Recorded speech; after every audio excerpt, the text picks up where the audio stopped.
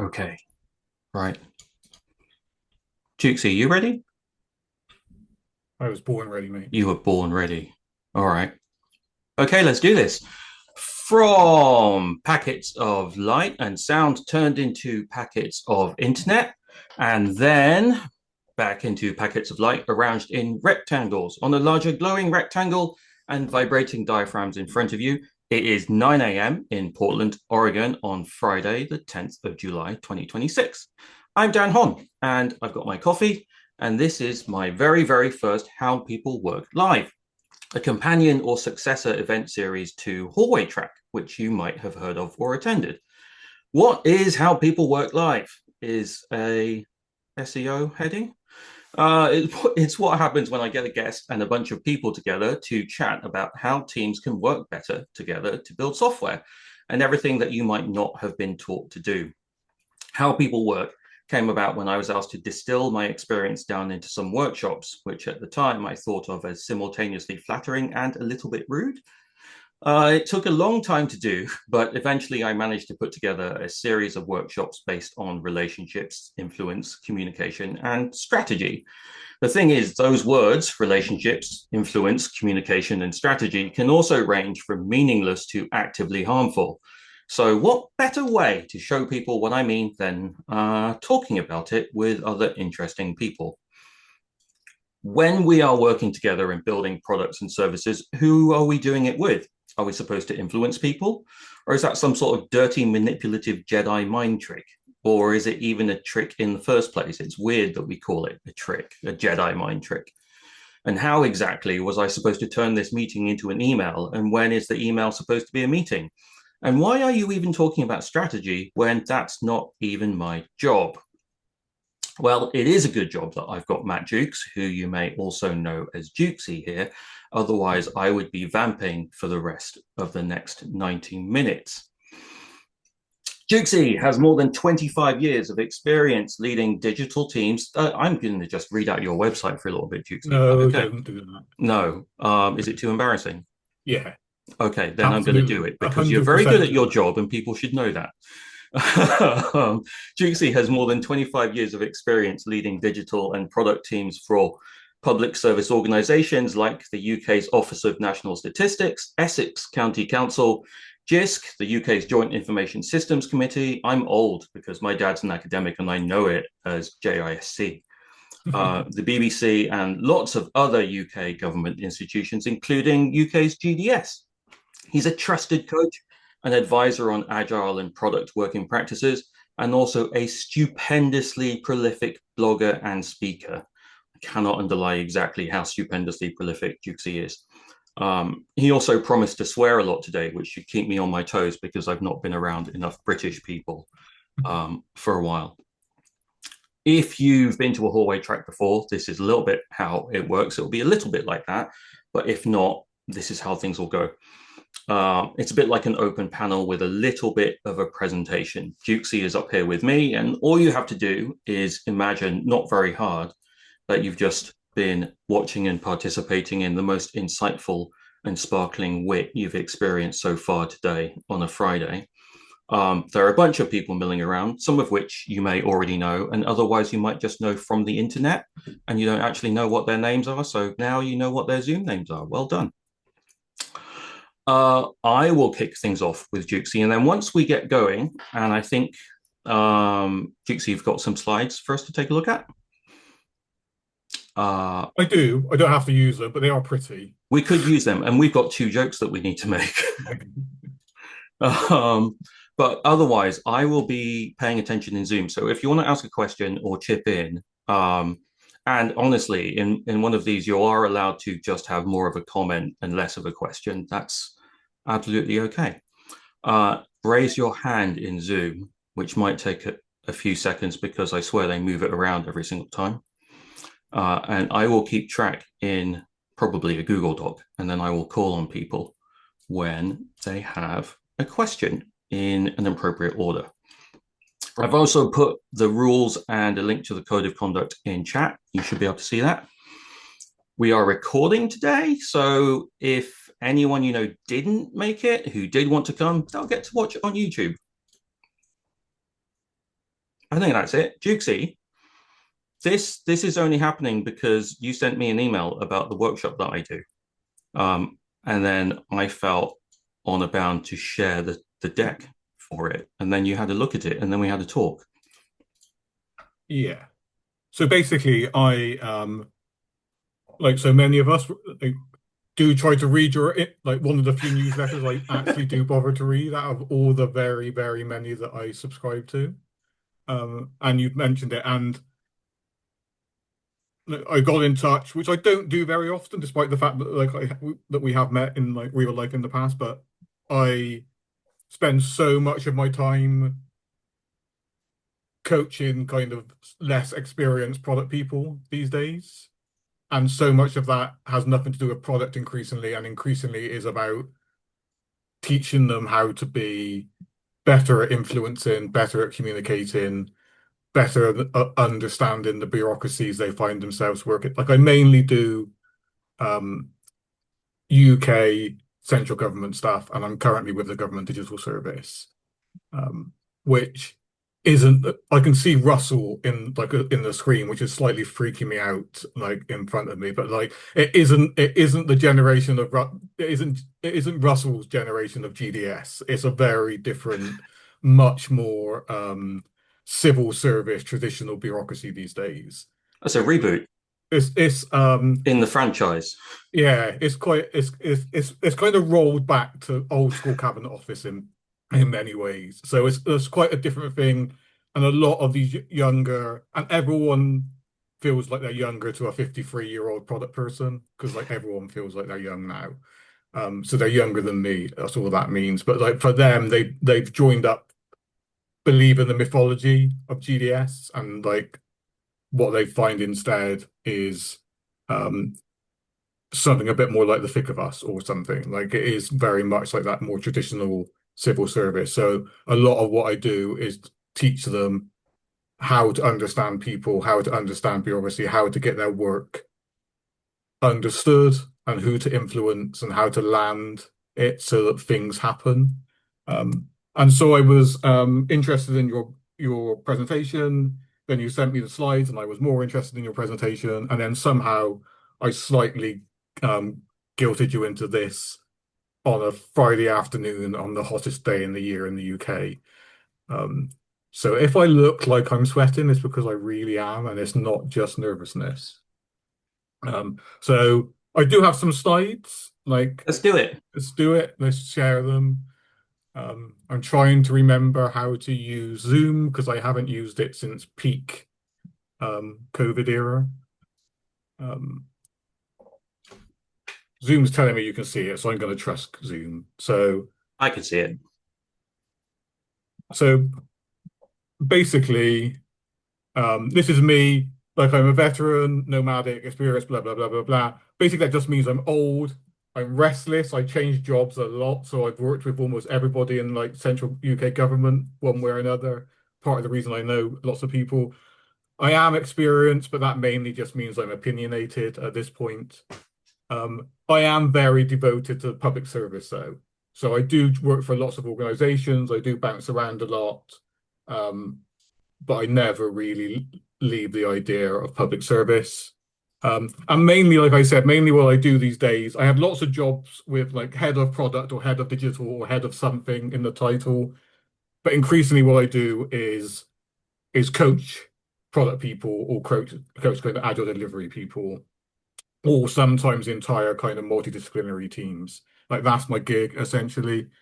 Um, but the difference is like Tom's on this call, Tom Dolan, and Tom's done a lot of the same kind of things as me. But increasingly, the kids coming through, the younger people, like they're much smarter than me. They're much brighter. They've read every book about these topics. They've read all of Marty Kagan's books. They've read every blog post. They listen to all the podcasts. They do things with vibe coding, AI tools that I can't even imagine, like incredibly clever things with data. Um, but they're really bad at communicating and really bad with people like that is the like time and time and time again that seems to be the kind of the blocker. Like that's what I have to that's what all my one-to-ones end up being about. That's what all the kind of sessions end up being about. um And they have this kind of like wonderfully naive idea that like just because they do good work, it speaks for itself. And like just bec and you know, and I'd love that to be true. That they do work incredibly hard, they do generate incredibly good stuff. Um, but like I suspect most people on this call will know that like that's very rarely good enough. Like there's always a certain amount of small p politics floating around anything that we do. Um, and they have this kind of idea that if you build it, they will come. Like, I just put this quote in almost everything one way or another because I'm just like from that era of movie nerddom. But they believe this kind of that they work hard, they do good work, and things should just happen. The next phase should just happen, like things just move forward as if by magic. So increasingly, like I said, increasingly what I do is people in. Like I stop them getting like morale getting too low when they realize all these things. So actually explaining this stuff, I try to get them to understand all the things that Dan talks about in his how people work um, presentations and workshops, but get them to understand how these things fit together. So it wasn't 99 problems, but as an example, there's a big piece of work that's just been done by one of my teams. Um, I'm not really allowed to talk about, but it's very important, very big. The Treasury, the UK Treasury was involved, multiple different government departments, really, really senior ministerial support. Like it had like a lot of attention. The team did amazing work on this piece on this project. Um, Lots of people from all over different parts of government, number 10 and stuff were involved, which is our Prime Minister's office. Um, and they did a brilliant piece of work, really technical, good user research stuff. But then they wrote at the end of this kind of 4 month like discovery type piece of work, they wrote a 250-page report with 25 recommendations. The minimal recommendation was basically telling our tax office to kind of change their entire operating model. Um, and had not given any thought at all to actually how it would go down. They presented a done deal. Their kind of short presentation that they were hoping was going to be the kind of lightweight version was 125 slides. So like they hadn't grasped this idea that like the people they needed to convince um were never going to read this. That they hadn't thought about what that meant. They hadn't thought about actually who did they need to convince, who did they need to talk to, what were those people most interested in, what would be the fallout of like these kind of incredibly long list of recommendations if anyone even could find them in the document. Amazingly, they weren't even up front on the 250-page document. The recommendations you had to dig in to find them. So there was this whole kind of piece about actually what did that look like? And I didn't mean socialism, it was a mistype. I meant socializing, but I kept socialism because there's some Americans on here and you need to hear it occasionally. But there was this idea, and it was a term I really hated in my early days in kind of public service and public thing that people used to tell you all the time that you had to socialize documents, you had to socialize reports. And I always hated this idea. But increasingly, I think this like going out and having conversations and understanding what matters to people and why they would care before you've settled on anything, before you've settled on your messaging is incredibly powerful. And it's a complete blind spot for like team after team after team that I'm working with. Um, so I'm just going to talk about quickly about four of the things. So one thing is like this is a really like cliche in British politics. Actually, the original cliche was advisors advise and ministers decide, and like a Maggie Thatcher quote. But increasingly, people it's used as civil servants advise and ministers decide. Like that's supposed to be how we work. But we have these things in the UK called special advisors, which we call SPADs, because no one can ever say a full word, like full set of words. We always have to like acronymize everything. SPADs are political appointees. They're almost always young. They're almost always from think tanks. They're almost always a pain in the ass. Um, And we very rarely, as civil servants now, can get a can communicate or influence directly without having to influence the SPADs first if we want to deal with ministers. So there's this always this kind of, even if I can convince people how to communicate and how to influence better and how to understand their audiences, like we have this kind of like middleware layer of audience that we have to work through first, and we almost always have to influence them and hope that they influence the ministers and the decision makers on our behalf. Um, if we were going to talk about stakeholders, you always end up with a Buffy slide. I mean, that's just the that's the rules. There's no getting around that. I've got Um, mine. I've got mine. Can I show mine? yeah, you show yours as well. So we've already played Snap on this. Where's mine? Here. This is host prerogative. I get to do mine. Here's mine. Okay, I'm done. Back to you.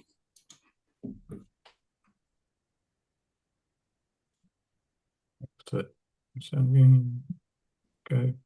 So I'm just going to talk about some of the like so much of my career is based on like I do always acknowledge who I'm stealing from, so it's not really stealing, is it? It's like if you're always and kind of weirdly, at least four of the people I steal most from are on this call, so that has slightly freaked me out. But like Rachel isn't, so I'm going to I've put Rachel first. So several years ago, there was an organization called Dot Everyone, which I'm pretty sure I remember Russell was briefly CEO of. Um, they wrote something called Finding the So What, How to Get the Definition of Done. It's only kind of 11 or 12 page PDF. Um, all of it's great, but at the end of it really explains how to write a document that can influence your audience, like actually how to break it down, how to focus, how to write something that someone might read, how to get your recommendations across. Um, in the whatever 8 or 9 years since it was originally published, every I keep track of the links that I recommend and the things that documents I send people each year. It's been my number one most recommended document for like 8 years in a row now. Like every time, because it's just something my product people and my delivery people just can't get their heads around. So time and time again, I'm sharing this document, and it's the best thing that I know about getting people to write papers or reports that actually have some influence, that actually land well. Um, the other one that I talk about a lot is Audrey Fletcher, who some of you might know, who works for Public Digital these days, and she's had quite a storied career in public service in the UK. She gave a talk at a conference in Manchester in the UK in 2023 called Designing in the Dark. And it's very much a companion piece to the stuff Dan's been doing. It is very much about understanding your audience and how to influence senior stakeholders, senior executives. It goes into this incredible amount of detail that could be considered kind of corporate stalking, down to the level of digging up minutes of the meetings of the people that you want to influence, finding out what kind of things have impressed them in the past, like speaking to their diary managers, speaking to people who've worked with them, finding out who they admire, finding out who influences them, like a whole kind of like toolkit on like it's a bit like CIA/MI6, like how to understand your mark a little bit, but it's incredibly useful. It's incredibly detailed about actually, you know, sometimes it isn't about doing a great slide deck. Sometimes it is about writing a paper. Sometimes it is about meeting people in person. Sometimes it is about influencing somebody else and having them influencing for you. And the piece of work that Audrey did is an incredibly useful. I'm trying really hard to get her to write it up, but at the moment it only exists as a YouTube video of the talk she gave and then a couple of slides on SlideShare, which I couldn't make hide nor tail of. I haven't used SlideShare for ages. I went to download her slides and I don't have an account anymore, and I couldn't get past all the pop-ups and all the ads, so I couldn't do anything with it. Um, and there's a bunch of people on this call who I've definitely been stealing from and taking the credit for years. So Although Giles, the doingpresentations.com isn't working, so I couldn't put the URL direct. Um, but there's this amazing website. Ella, who's on here, Giles, Russell, and a few other people have all written a load of blog posts over the year about how to write. They're basically storytelling through the medium of slides. And particularly, I suspect it's the same in the US and Canada and other places, but in the UK, like we definitely communicate through slide decks in UK civil service increasingly. Like that is the medium like for all of your influencing. So so, so many of my teams like I talk about this couple of pages and the links on this site so often that lots of my teams joke about it and will kind of put in the chat that this is what I'm going to say next and that sort of thing to go and look at this. But like I really do recommend it. Um, and this is my one. This is my American. Like weirdly, if you know anything about GDS, GDS has a thing called the Service Manual. It has an enormous amount of blog posts that are all incredibly useful. And yet, the thing that that I send people to most about working with senior executives and senior stakeholders in public sector, and for product managers trying to get their head around why product is different in government than it is in commercial land, is the stuff from 18F. 18F stuff was so much more pragmatic, practical, and public service facing, I found. Um, partly because it treated everything almost for a consultancy like perspective, which is actually how so much, even if you're in the same department as some of your colleagues, you still get treated as external consultants a lot of the time if you're coming from kind of digital and product. So it just the tone, just the kind of perspective of it, just the way it worked was incredibly helpful.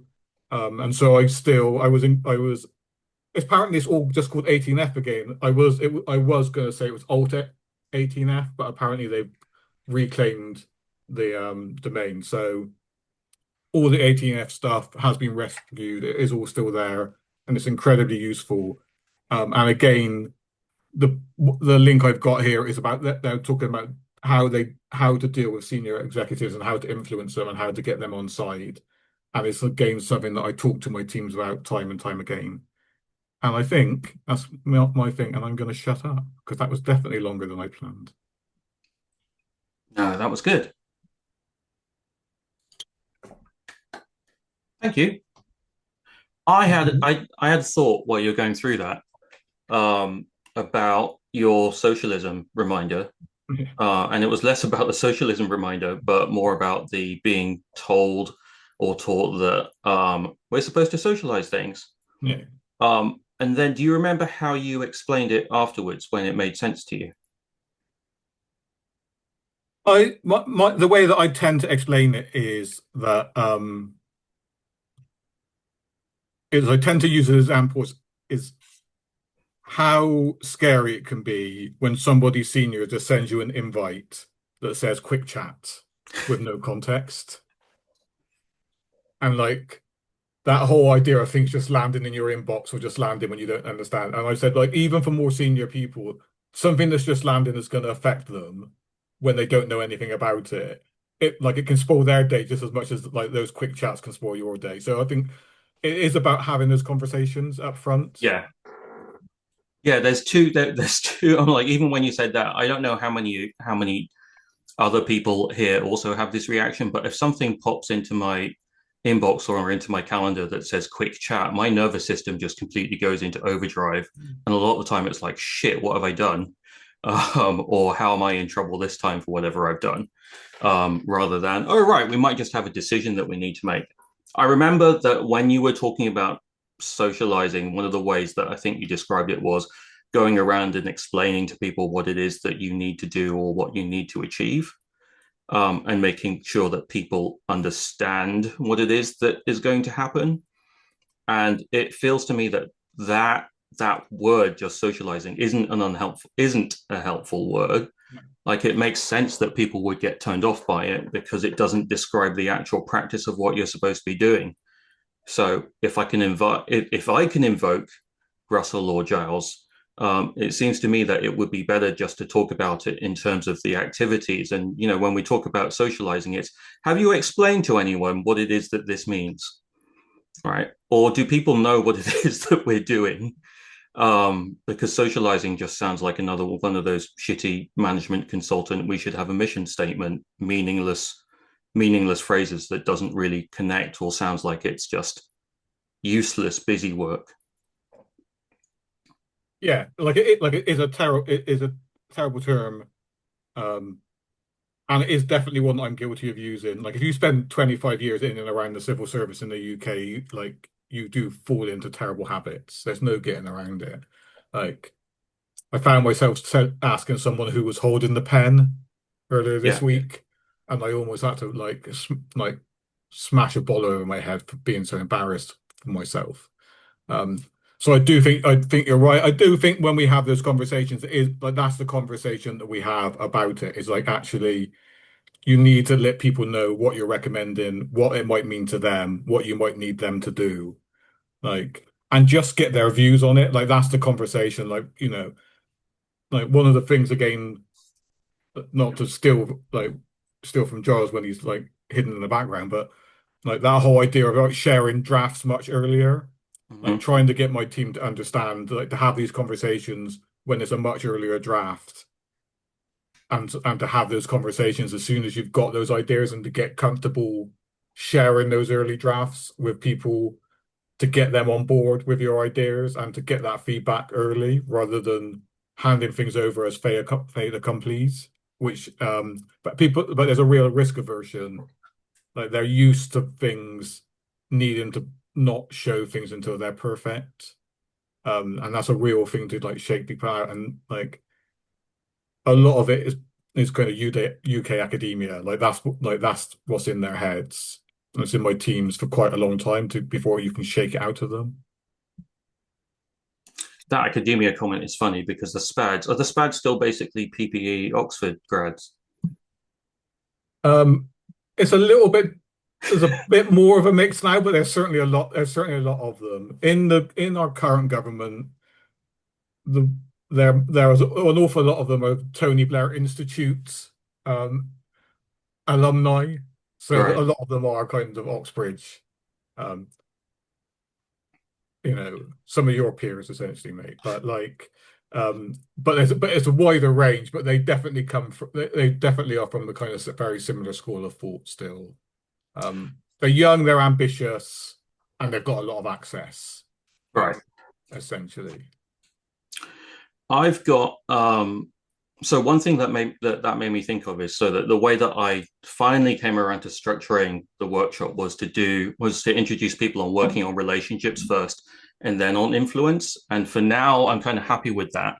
So relationships, influence, and then communication, and then strategy, because it felt like the first two kind of built on each other. And one way that I talk about it with teams, um, and when I work with teams, they're frequently multidisciplinary teams, and they sometimes end up being on the senior end.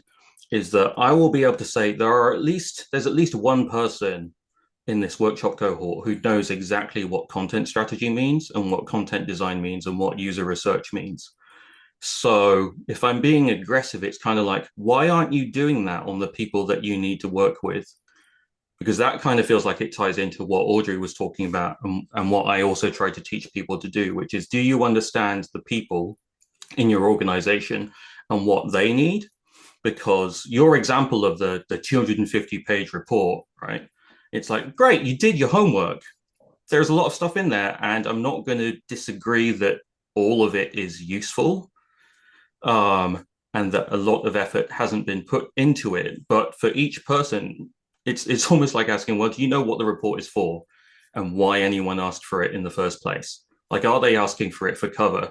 Can you accept that someone has already made a decision? Is your goal here to understand and influence the way that a particular decision is going to be implemented anyway, because you already know that things are going down a particular path?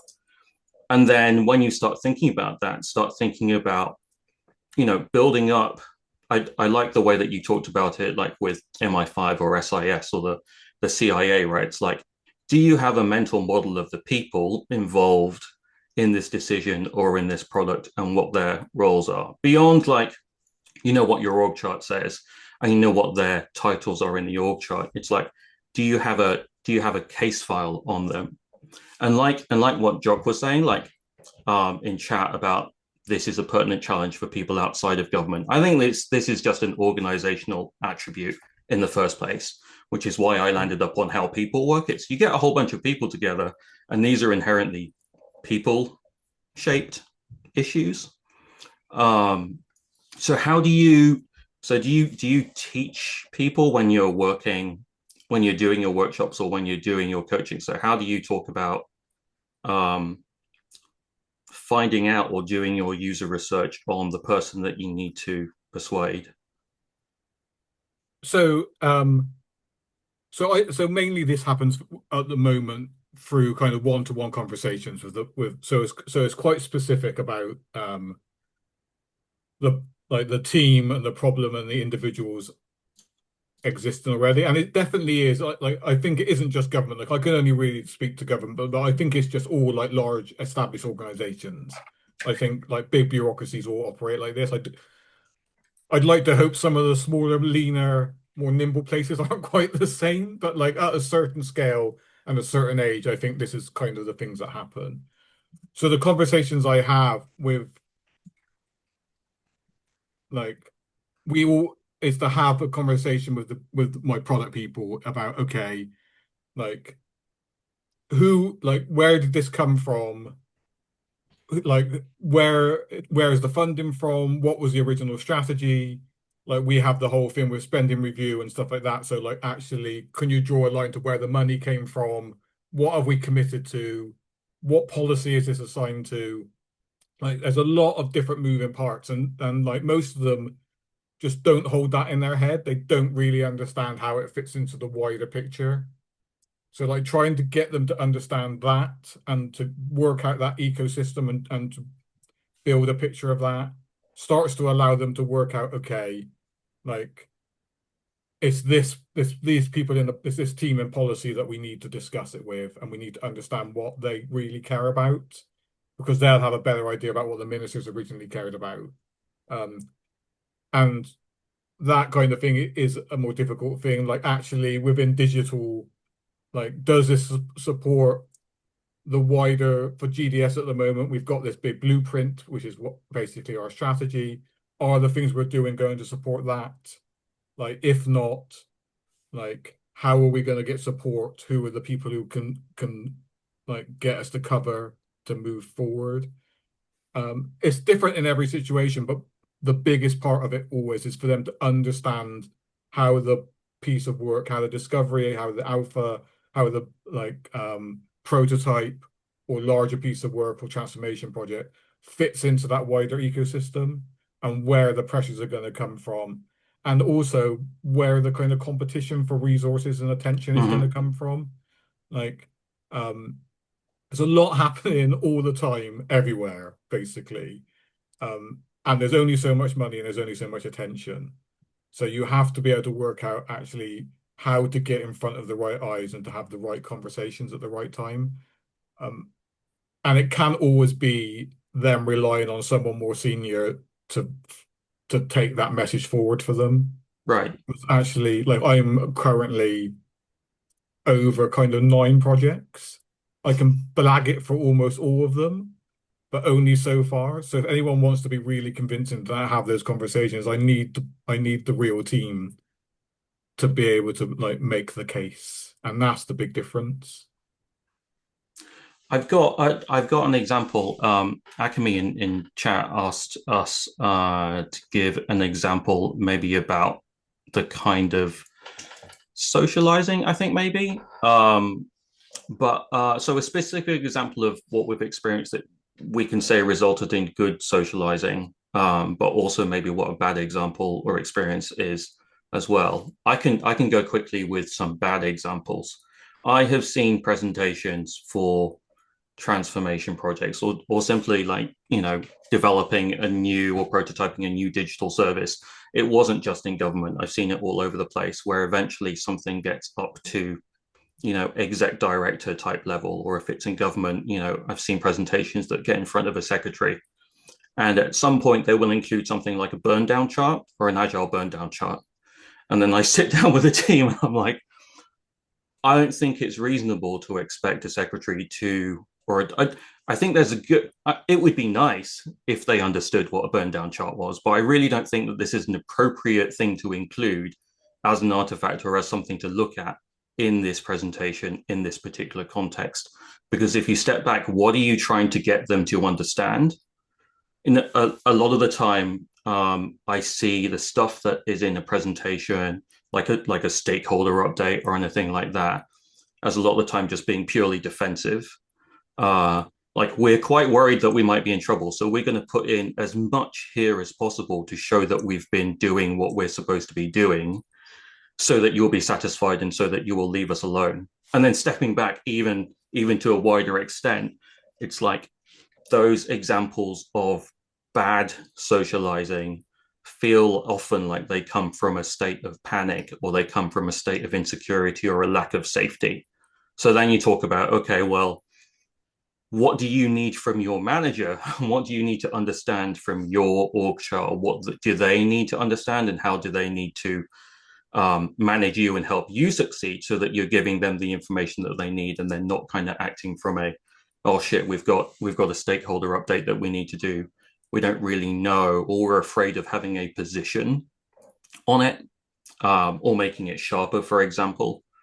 And it kind of the reason why I think those bad examples are sometimes so easy also kind of ties into some of the stuff that you were saying about, do you understand the organizational context? Which is why I often in my work, I often end up, following this thread from when I've been pulled into, turns out that your organizational strategy isn't that great, or is maybe actively harmful, and people don't know what they're doing, and they don't know why they're doing it, or they don't know how it fits in. And so much of the, not even the feedback, but so much of the stress that I get from people is, but that's not supposed to be my job. Like I'm supposed to rely on other people knowing, I'm supposed to be able to rely on other people having time. I'm supposed to rely on my line manager or whomever being able to explain and persuade other people. And now you're telling me that I have to help them do it as well. So with that comes also a lot of acceptance. It's like, well, unfortunately, I think that is the case. And then helping them to recognize when it is that case. I've seen those great examples when it kind of boils down to, we understand what the situation is, and they talk about presenting information, and a decision and a context at a level appropriate to the person who is being presented to or who needs to make a decision. So it's like, if you're presenting to a director or a secretary, what are the decisions that they need to make, and that they can then delegate or then flow down based on the direction that they would set. I don't know what you think, Jukesy, and then looks like Dan has got their hand up after that. Yeah, I just say that like the most positive kind of example of kind of socialization or kind of this happened when I worked for the Office of National Statistics. Like, there's a quote that is out there quite a lot that people say, don't let a good crisis go to waste. We'd had a massive crisis, things went really badly, you know, and there was a lot of very high profile critics in like the Financial Times and like City IM and like on the BBC, and it was a kind of high profile thing as well as all across government. So our stakeholder list was this huge list. And I essentially went on I think we jokingly called it the Roadmap Roadshow at the time. So I had a very sketchy roadmap. That was our kind of communication artifact. That was the thing we wanted to socialize. Um, but actually, it was that kind of idea of strong opinions loosely held. We just needed to get something down and just like to be have conversations. And we went and we had all the we went and like Tom said in the chat, like all meetings are user research. So we went and we presented it and we walked through the through this idea of the roadmap, and the roadmap based on that feedback, based on those conversations, like it evolved. We did listen. We didn't listen all the time. I'm not gonna lie. Like it still ended up being the roadmap I wanted to do. I am still me. But we did tweak it and we did evolve it based on those conversations. Um, but the level of the involvement, the level of those conversations, how we spoke to people, changed the perception, changed the kind of like the vibe around it, changed the way that people talked about us as an organization, as a project, changed the questions that we were asked. Like that became a big thing. Like actually us communicating and being so open and doing that um, allowed us to much better understand how they wanted to hear from us. And they asked different questions, and we were able to kind of change the narrative. So that worked really well. I will say it took 6 months of my life non-stop, and that's all I did. So like, I'm not sure it's sustainable. I'm not sure I'd recommend it in the long term, but like it was that very much like going out, having those conversations at every iteration. We kind of walked it through it with people, and we built this relationship, and we took it from a point where there were like regular stories in national press, negative stories about ONS and particularly about our technology. There'd been a parliamentary investigation, like with people being interviewed, and all of that went away, and all the stories shifted to a combination of neutral and positive because of because of that socialization, because we had those conversations, and that worked really well.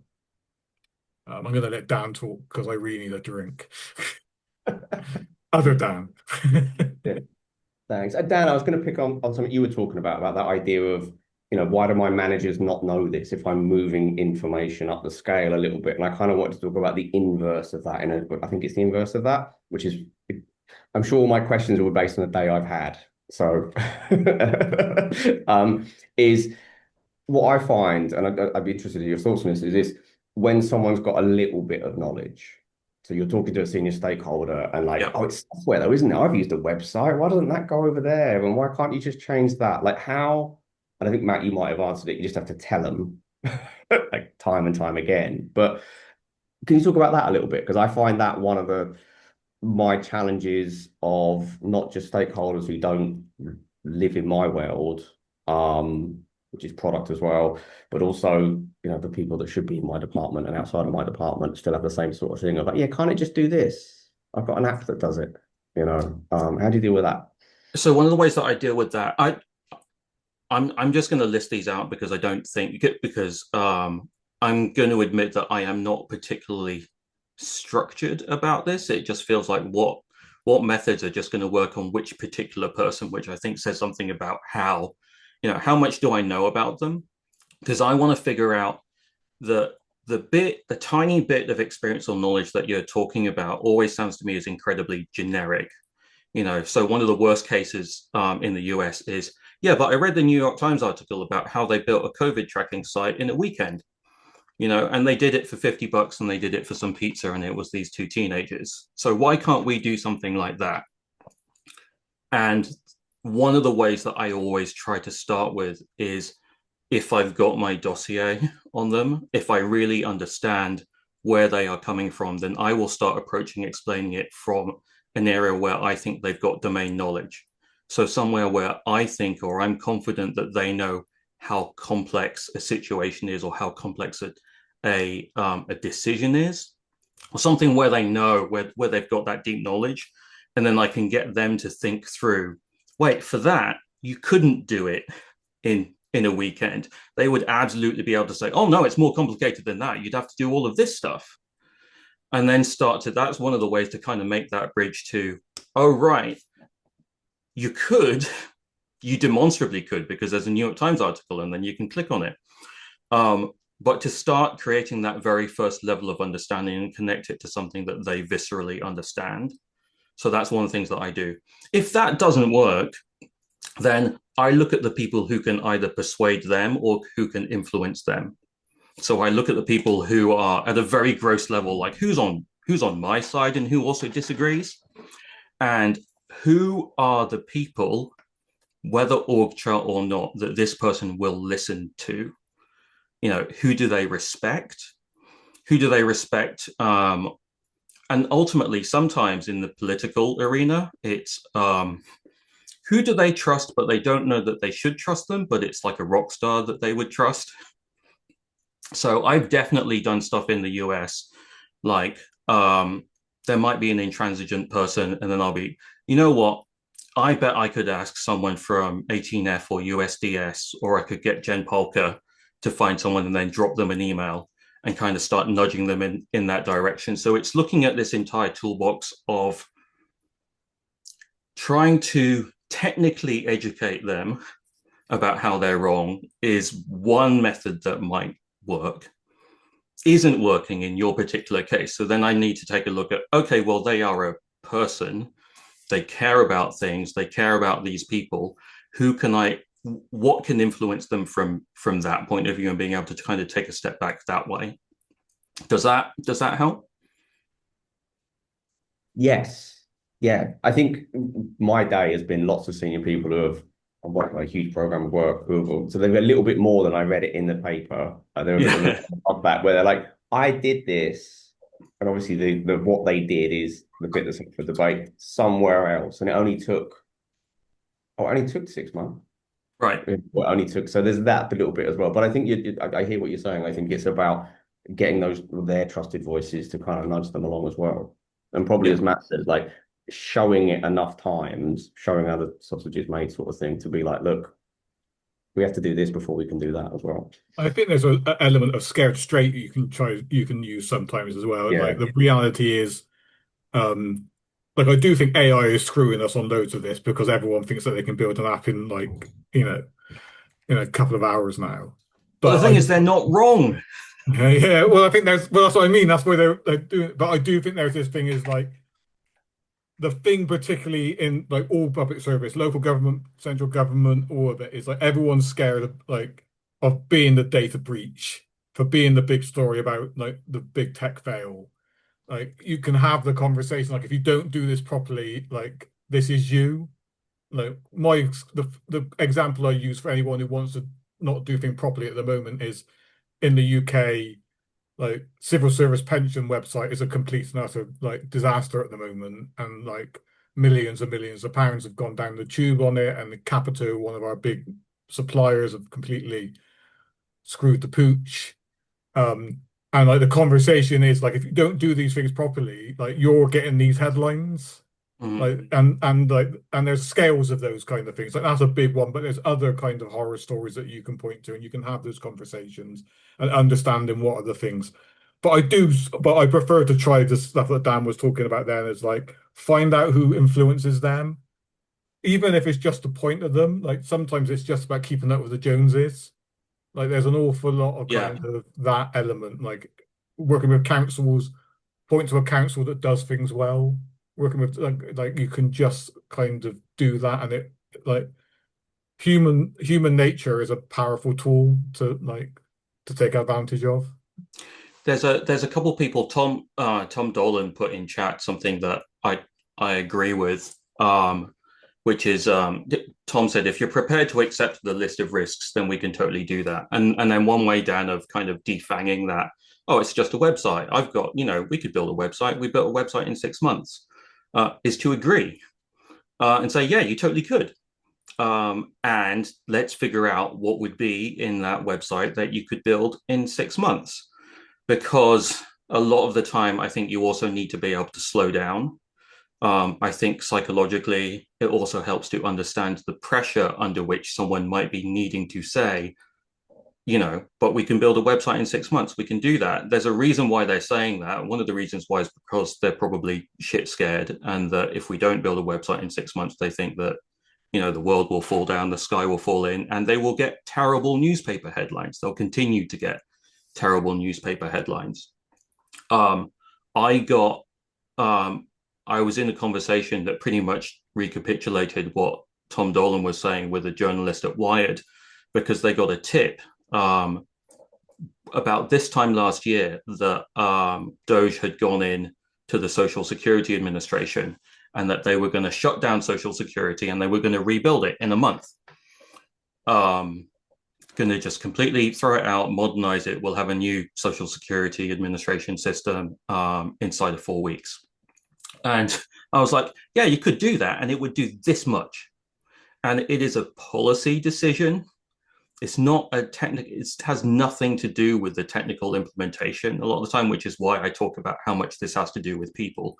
Because at the end of the day, it's absolutely, if you are okay with rebooting Social Security, and if you're okay with, accepting that you will satisfy 80% of the edge cases, and 80% of the cases you'll throw away all the edge cases, right? And then you will just concentrate on this thin line, then fine. That might actually be great. It could be a wonderful start to things if you keep going after that. So I do think that sometimes, one of the tools is to go, yeah, you could do that. And this is what it would look like. And then to be able to slow down and say, and this is what would fit. And do you understand what you would be missing? Which I see as slightly different from kind of, I see that in the class of we are talking about something in the abstract to moving to talking about something in specifics for the actual situation that we're in, and always trying to bring it back to that. So many times I see meetings, or like not even meetings, but entire projects go round in circles because we're talking about the database, or we're talking about something in abstract, or a process in abstract.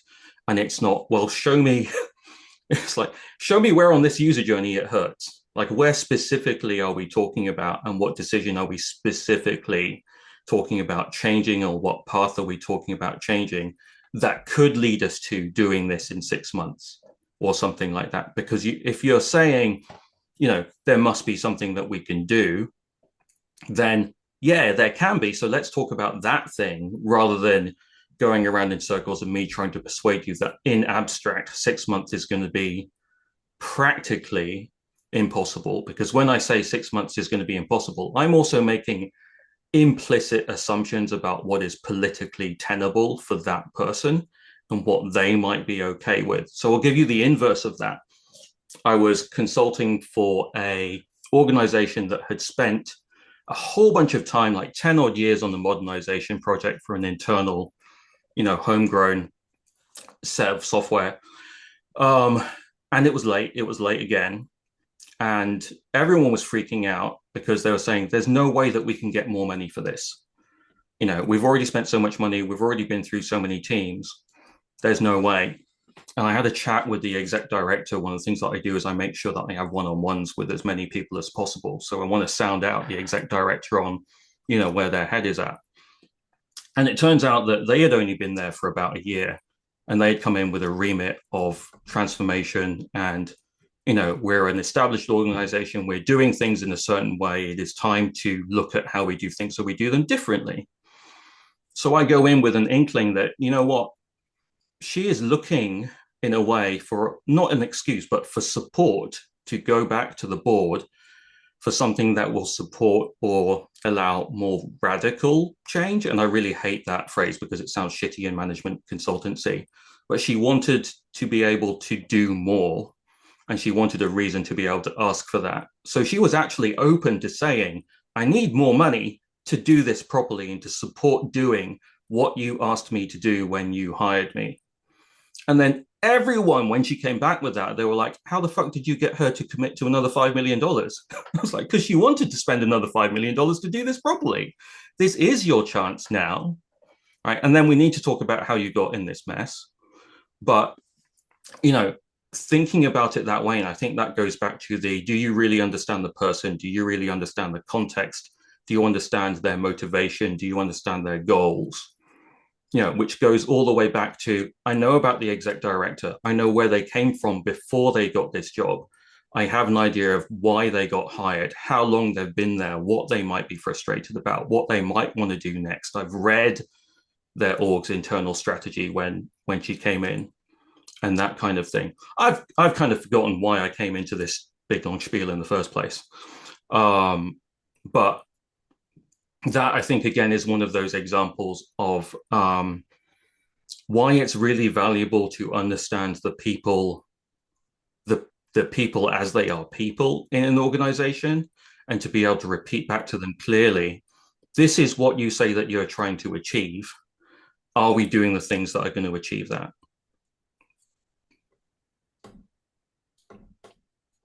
This is a bit where I worry that I've talked too much. Everyone knew what they were getting into, mate.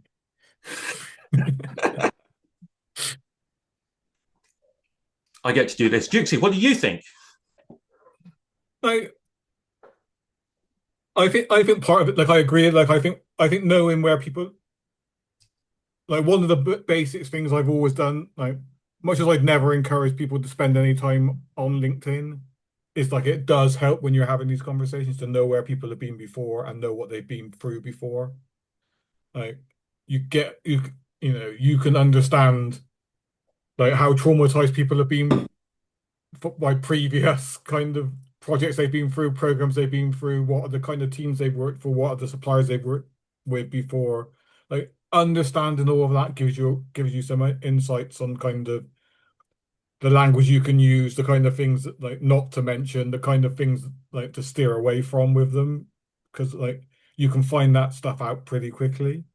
Like we're all interconnected. Everyone's only a couple of degrees of separation from someone who's worked with someone or worked somewhere these days. So I think leaning into that can be really helpful, particularly when a new like senior responsible officer or something comes in who's got like control over your stuff, like understanding that. Mhm. I also think it's always really useful in a slightly to go back to us like the spy kind of end of it, like the Machiavellian end of it is it's useful to go into those conversations with things you're willing to sacrifice as well, Mhm. and like things that you're willing to trade off. So much of it is trade-offs.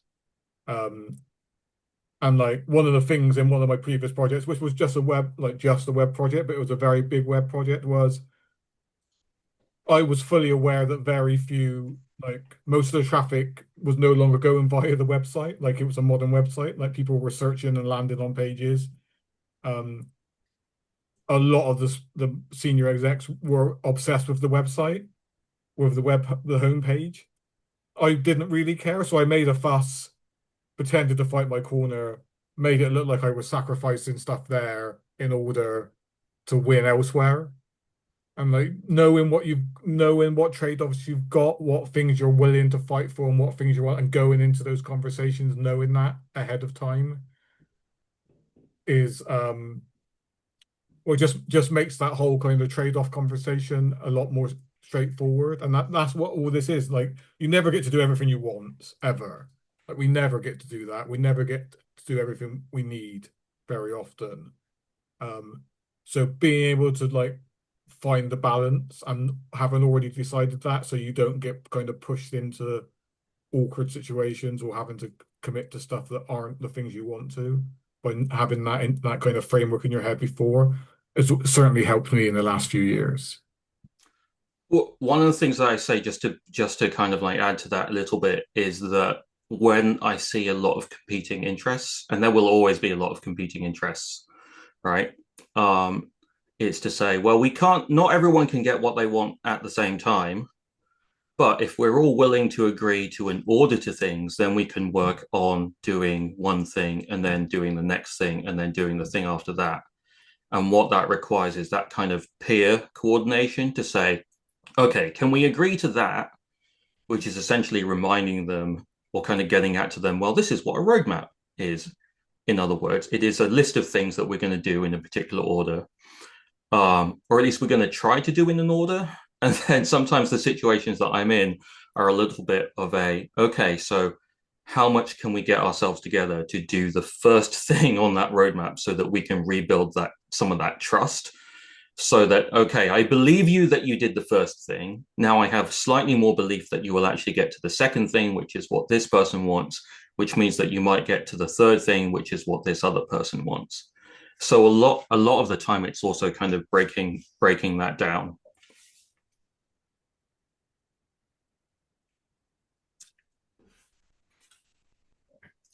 I don't think I so Akemi in chat is saying that they get the feeling that socializing is an art as much as a science.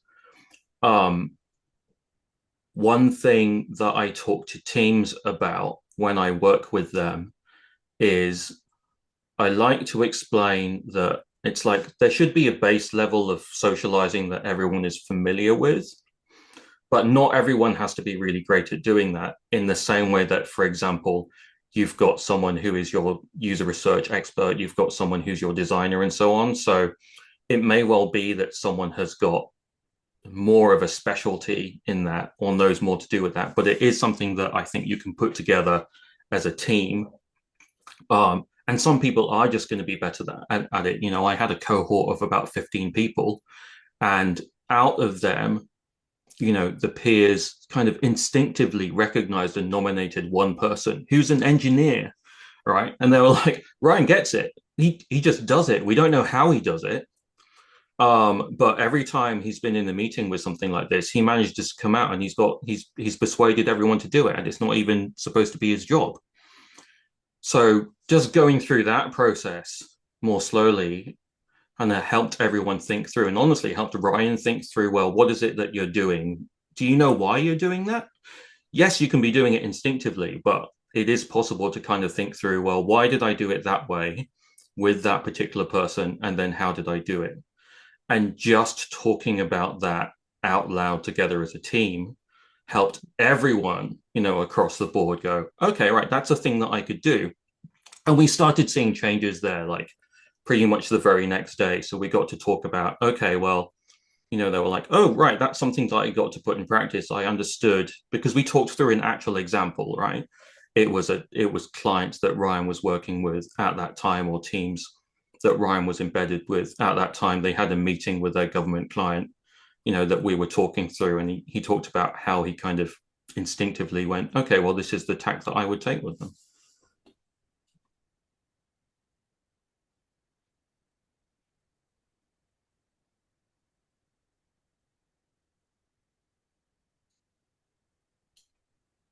Tom is helpfully jumping in to fill the silence.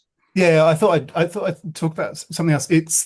One of the things that I don't know if the pair of you can extend, if this socializing thing is a kind of a thing that people are getting their heads around. It's like, I think, is it worth talking about the fact that not all socializing happens at the same pace? There's kind of like, this thing has to happen. We need to get a decision. And then there is like the glacial, it's going to take a year for this Yeah. decision to become something the organization is prepared to make and to understand. And I was just wondering if you had any kind of sort of like reflections, observations on things like that.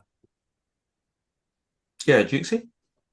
Like, yeah, absolutely. I think, I think some of it is just it's just comms.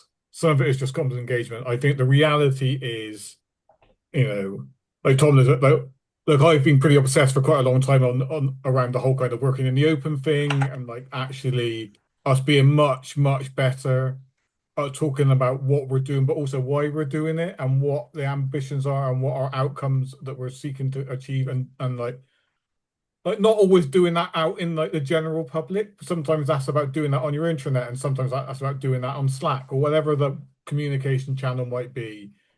But I do think it has to live outside of the team, and some of that is just like it's drip feeding over a certain amount of time. So, like, so that awareness grows, that people understand what you're doing, why you're doing it, and the question, but also like the influence, but also the questions come at a different pace and a different cadence then. So like you can evolve your messaging and evolve your conversation. Um, I do think it was all a lot easier when you all used to be in an office together. Like you could just put up posters and have like have Kanban boards on a wall together, and like people got curious and you had kind of conversations as things evolved around you and people kind of got to see it. Like you have to work a lot harder in this new kind of fragmented, kind of hybrid world that we're in. But I do think you have to keep doing that. And I think it is a quite different version of idea of socializing the ideas and the ambitions and the outcomes, but it's no less important. And again, from a product point of view, I think it's a big like I think it's the responsibility of product people to like make that happen. Like they might not always be the person who's doing it, but like to make sure that that drip feed and that communication and that information is getting out and is getting in front of the right people, even if it is not always direct and it's kind of just outside of someone's eye line, and you're just hoping that someone gets a glance at it and gets curious. I think that is the goal. Um, but yeah, it is definitely a lot harder. Like up GDS at the moment, um, we use Google Chat, Slack, and Teams.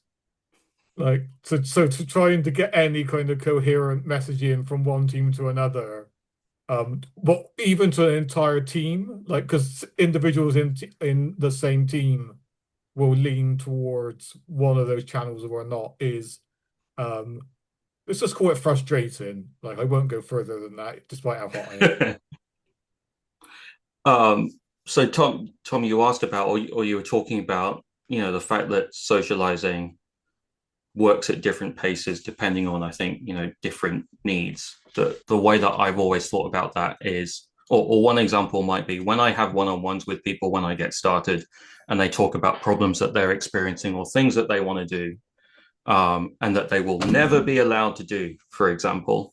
Then I'll ask them, well, give me the name of the one person who we would need to change their mind to be able to get you to allow you to do that. Just tell me that person's name, and then I can go talk to them. And that frequently, and I can pretty much only get that name when I'm doing a one-to-one or when I'm doing a really small group, because there's no way that they could possibly say out loud in a public setting or in a meeting, oh, right, it's down to this one person, we'd have to persuade them. So I do a whole bunch of mapping out in an organization of these are where different perceived decisions lie. These are the people who need to be persuaded. And in some cases, it may just be, what do you need someone to say out loud to give you permission to do this thing that you want to do anyway? Is there an email that they could write, or is there a slide that could be in their next presentation that just the presence of that would reassure you, or would let you go forward? And then sometimes it's all the way up to, what do I need to get the director to say and then follow through on doing for you to be able to do this? Because a lot of the time, no one's actually asked them or told them, and then you have a one-on-one with the director or the chief of staff or the exec directors, and they say, well, yeah, we want that. That's super easy to say. We will totally say that. That will be in the next all hands or something like that. And then you go back to the team, and then you're able to say, so it turns out, if you ask and you explain why, then sometimes you may be able to get what it is that you need. And I totally acknowledge that, at least in the States, a lot of that may come down to the accent and that I'm coming from the outside. So I do say that as well. The other point is that, Jukesy, you talked about like a lot of the work in the open, and I kind of alluded to one-on-ones. So I will say that as much of my work is done behind the scenes or below the line or behind a curtain, because I see a lot of what I do in terms of being able to get people's trust to tell me what they need. And they frequently cannot tell anyone what they need in public because they might look stupid. They might have asked for it before. They'll get, for whatever psychological safety reason. So I need a lot of those. And then when I go to the person who someone else in the org might need, can I just get them to say this thing? Because then they'll understand it and then we can go do it. I can then talk to the person who needs to say the thing and find out what they need, because they are not going to tell anyone else either a lot of the time.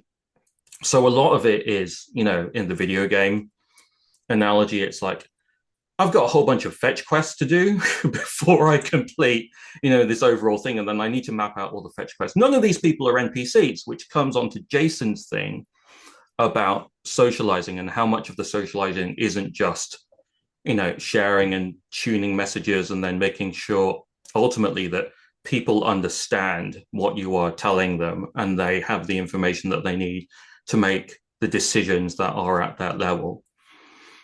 I can say the inverse to this, which is I've done all of this remote for the last 5-6 years. So I have not gone out for beers with people. I've not done any of that. I've not really been able to have lunch. And there was one client I worked with when they tried hard to have like virtual pizza parties and everything like that. But what I realized, that one thing that I do is that I am a human and I'm not afraid to talk about human things in the spaces and the chit chat that happen before or after meetings. So I will say stuff like, yeah, I am having a bit of a shit day, or, um, you know, this was a lot easier during COVID, right? It's like, oh, right, my kids are home and then we're going to be doing this thing. So I try to remind people and prompt and be incredibly explicitly empathetic about the fact that I am working with you, who is another human, and then you might feel really shitty, you might feel really happy. We do stuff like debriefs where, you know, after a meeting or after a presentation, we'll get together and I will go, well, that totally did not go as we expected. And I don't feel great about that. So a lot of it, I cover this in the workshop. So a lot of it is, you know, we make fun of it in terms of like business business therapy, right? And I also, conversely, I don't like it because it's part of this whole like bringing your whole self to work thing, which can be impossible in a toxic work environment, which is a whole different thing. But I think there is a lot of emotional awareness. Like I work through, and then I kind of have a whole set of slides on these are what different emotions are, and you're working with people, and they have emotions, and those emotions will affect your meeting. They will affect your interactions. They don't last forever. You may think that someone is always angry. They are not always angry. They may be persistently terrified about something for several months because that's the context of your project. But for example, there's that. John had a question about how quickly a project or discussion might lose track of what's at the root of things. I've got a really, really stupid example of this. We went round for months trying to figure out a legacy database migration strategy. You know, super complicated. A lot of stuff to do with, okay, well, how do we switch over? How are we going to switch over? How do we deal with all of these different schemas and everything? You know, really old DB2 database, all that kind of stuff. And then we weren't getting anywhere. It was getting increasingly technical and abstract. And I was like, what is the name on the outside of this building? And people were like, oh, right, it's the Child Welfare Digital Service. I said, yeah, it's the Child Welfare Digital Service. It's not the Legacy Database Migration Digital Service. Ultimately, what we're talking about is, are we going to make sure that this database migration, you know, and this legacy database modernization achieves the aims of the child welfare that it is supposed to be delivering? Have we checked in, and how often are we checking in with all the way up to the product owners? And from then with doing their user research with the caseworkers and the social workers, for example, because that's going to help us more than where we've got stuck about, you know, which bit of the strangler pattern are we okay with, and how are we going to deal with that? So it has been as blunt as the name on the building is whatever, or the name of our team is whatever. It is not abstract thing that we are bike shedding. While Jukesie has gone away, Akemi asked, is there any way a professional that's not a senior or lead can do this effectively? Yes. I mean, I'll acknowledge. Where did it go in the chat?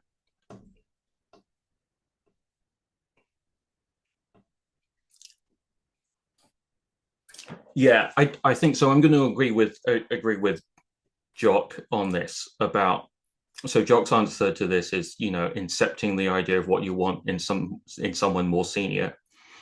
So I think a root of this goes down to, do you understand and can you be that combination of strategic and tactical in, if there's one thing that I need in my work right now, if there's what is the decision or what is the direction change that I need, and then how can I make sure, and that may involve in, you know, picking your battles and then prioritizing, but how can I make sure, how can I get better at my manager or the person who's more senior understanding that? And then your level of success is, am I helping make their job easier to make that decision? Do I understand, like Jukesie was saying, you know, what goes into helping the senior person that I need that I need to persuade. So it doesn't need to kind of balloon into this massive thing. I think that's kind of a an occupational hazard of what happens when you start doing this in a more senior way. But you can absolutely do it, I think, on individuals and look at them. But it also, I think, a lot of the time kind of relies on you being able to do ruthless prioritization and say, right, what is the one thing that I need that I can concentrate on next? And do I really understand what's required to get this person to change their behavior? You know, I'll borrow a thing from what my therapist talk about. They're like, we're looking for a 1% change in behavior. You know, these are our long ingrained patterns in potentially a incredibly complicated legacy institution or bureaucracy. So can you think of a 1% change or a 1% kind of difference that you can start incepting or that you can see kind of come about?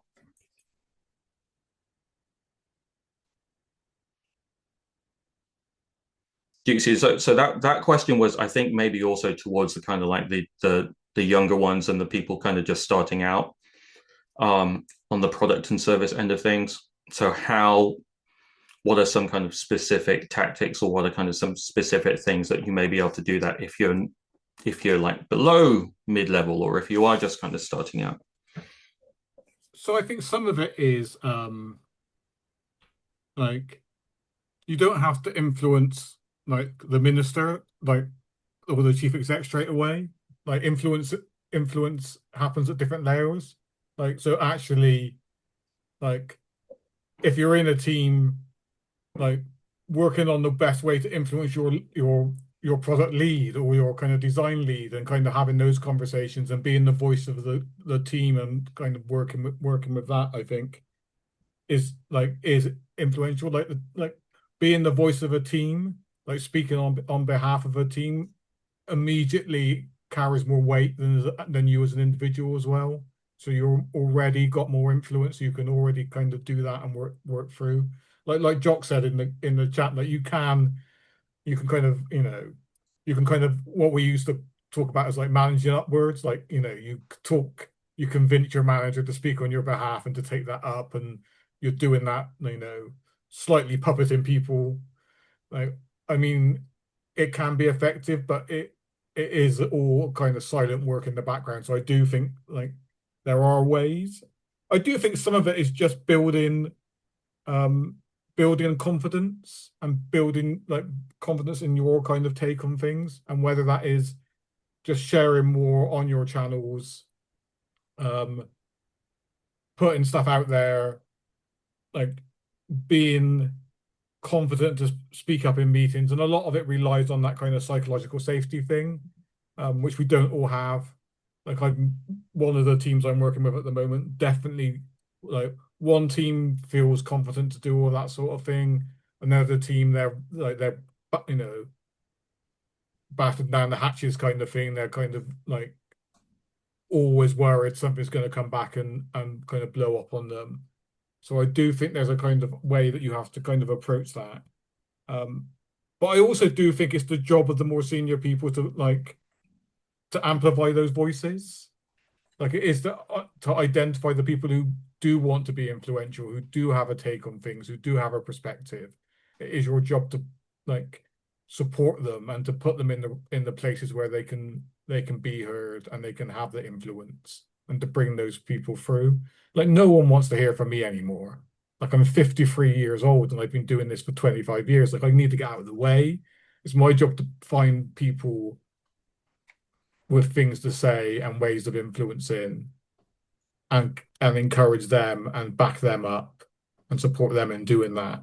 And that's what I try to do increasingly, rather than it just always being me leaning on people about the fact I've known them for 15 years and they owe me. I mean, that's not sustainable. Yeah, I'm just looking at the time, so I want to make sure that we're on track. I mean, I love this and I could keep talking about this forever, but that's not a good idea or healthy. So we'll spend a couple more minutes and then I'll do a wrap up at around 25 past.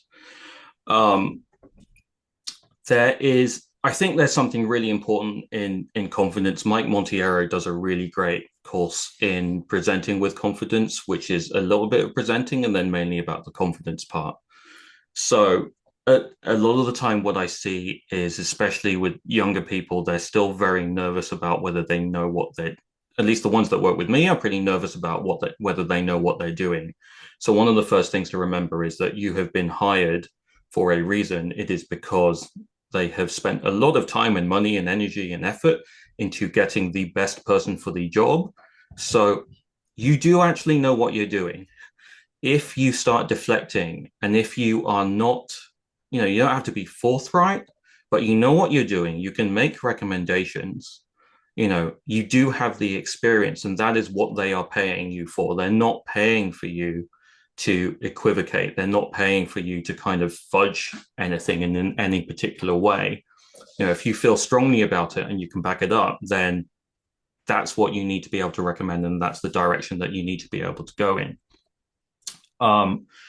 The other thing is that just a quick note on Jock's cynicism in there about how there are a whole bunch of things that you can do to be more successful and more effective in your job, but then that doesn't necessarily help you advance your career.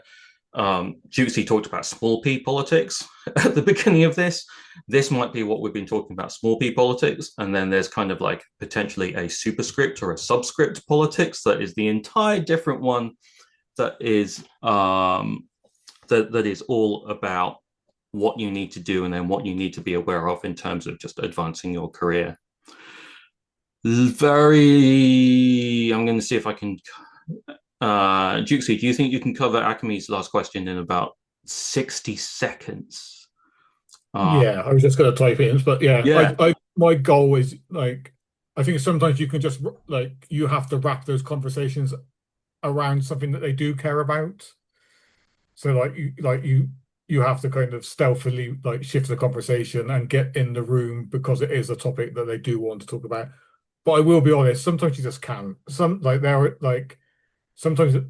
like again to kind of Tom's timeline thing and like the cadence, sometimes it just takes a really long time to get those people to engage in the conversations that you want to. And sometimes you become like a bit of a scold. Like you have to keep like you get a reputation for having to raise the same conversation and the same topic time and time again.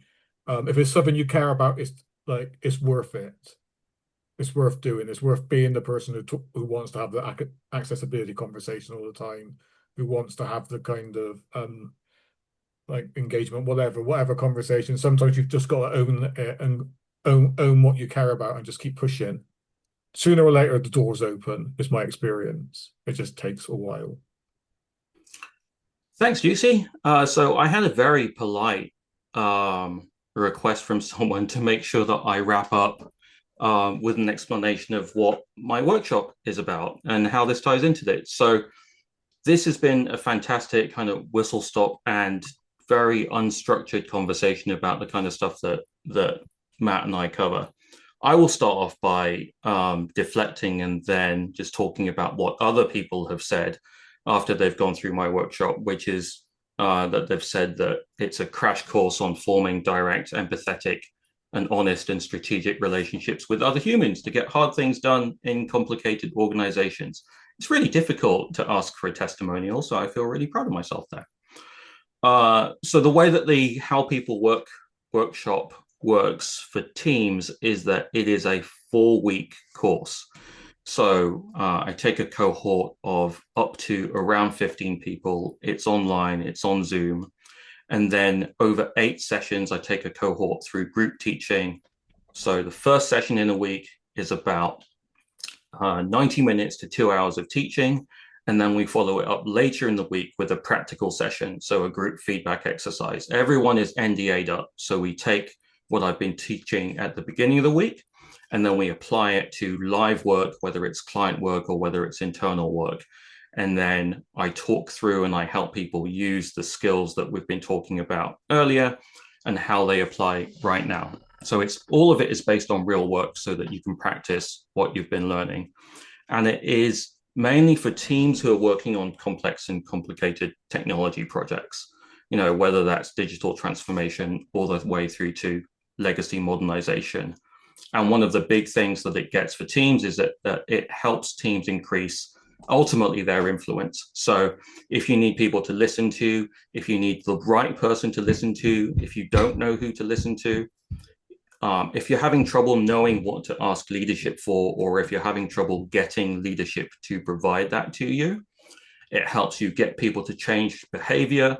If you're in a vendor relationship, it helps you improve your communication so that you are getting what you need from a vendor. It helps you do things like get people to change their priorities. So there's that whole part about influence. I teach people how to build stronger relationships. So it's really, really important when I work with teams for them to actually know what's true and get people to tell them the truth. This is Dana's entire thing about, find the truth and then, find the truth and then tell the truth. You need to find out what you don't know. A lot of it is about building those relationships so that you can start breaking silos down. It is all about building relationships and making sure that they're stronger to create space for a better chance of success. It's all about making sure that you bring those stakeholders and those users on site and you create that understanding. After I've spent those first 2 weeks, first working on relationships and then building it up into influence, then we start working on communication. That's how it kind of builds together. So I teach teams how to get their point across. I talked about this earlier. It is about understanding, when something should be an email and when something should be a meeting. It's about showing people and training people, how do I understand what decision needs to be made? How do I cut out all the cruft? I know who's not going to read something and who is going to read something. It's about helping teams create decks that aren't going to get skipped over. And we do a lot of practice in translating complicated and complex language and concepts into things that are clear and accessible to exec leadership or mid-level managers who kind of need to be able to do that. A lot of that is through teaching people how to, do simple things like understand and practice respecting people's time. I like doing the communication bit because we also work on live problems with that. So we work on decks that people are working on. We work on reports that people are working on. It even goes down to show me an email that you sent this week and we will do a group crit on that together to go through how we might rewrite that or how we might even consider that it didn't even need to be an email in the first place. And then all of that comes together in the last week. And we bundle that together into talking about strategy. And then one of the things that I do with that is I introduce people to Lafley and Martin's Playing to Win strategy framework. I think one of the things that came through here was that to understand people and the context that your organization works in implicitly means that you need to understand an organization's strategy. You're already implicitly working inside it. It is not your job frequently to redo the organization strategy, but you might need to work within it. Some of that influence might be, yes, we know this strategy isn't particularly great. It's not my job to change it, but what can I do to alter it? Or how can I use what is invariably a very vague strategy to clarify it into tactics that are going to work better? How can I explain those tactics to other people to start getting that change there? So it's super fun. Again, I do it with teams of up to 15 people. It takes 4 weeks. We cover each topic in each week, one topic per week. And then it's that combination of taught sessions and then practicals where we apply it to work. And if you're interested, you should drop me a line at get@verylittlegravitas.com. I think I hit that on the nose. It's 10:31. Thank you, everyone, for coming. Especially thank you for all of the Brits for whom this hopefully has been a relatively unstressful Friday night. I think there's football on in about half an hour, or at least there's a World Cup match in half an hour. And thank you very, very, very, very much to Jukesy for being my inaugural guest and also having a whole bunch of slides put together. So thank you all. I really enjoyed it. I am absolutely cream cracker and sweaty now. time for a nice relaxing shower. Yeah, I think so. All Right. right. Thanks, Thank everybody. you Thanks, very Dan. much, Thanks for the everyone. invite. There'll be a recording of this. I will stick it on YouTube and you'll all get a link to it. Bye. Cheers, gang.